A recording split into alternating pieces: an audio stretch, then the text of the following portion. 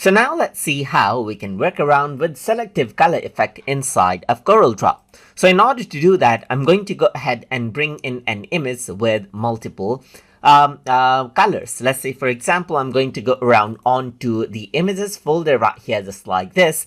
And over here, you can see that I got this particular image right here with green and pink right here, just like this. So now what I'm going to do is I'm going to apply selective color effect to it. So to do that, I'm going to go around over here onto effects. Then I'm going to go around over here onto the adjust menu right here. Then over here, you can see that selective color is an option.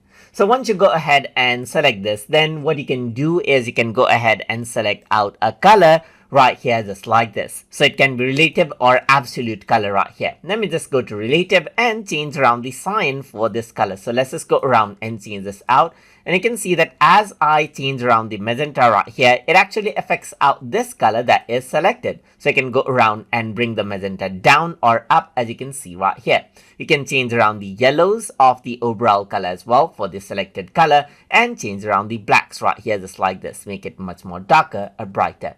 But if I were to go around select green, let's say for example, then now if I were to select out the sign, nothing happens. But let's just go around onto yellows right here, just like this. So if I were to go around and change this out, you can see that the background right here, which has the color green right here, actually changes out right here.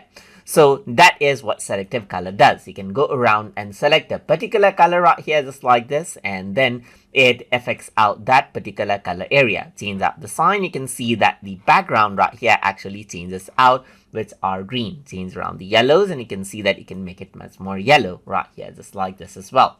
Go around with the grays, and then you can work around with the blacks right here, just like this. So you can see that you can go around and remove it or increase this out. Go for the whites, and then it controls out the white areas on the image. Let's just go around for gray and so forth right here.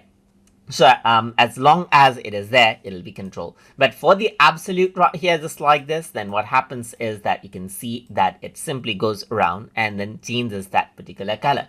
But if you were to go to relative, then it uses a particular color range, and then you get a much softer outlook. And that is how you can utilize the selective color effect. And you can see the before and after right here after I apply this particular effect inside of Corel Draw. So hope you guys learned something as always. And as always, please like, comment, share, and subscribe.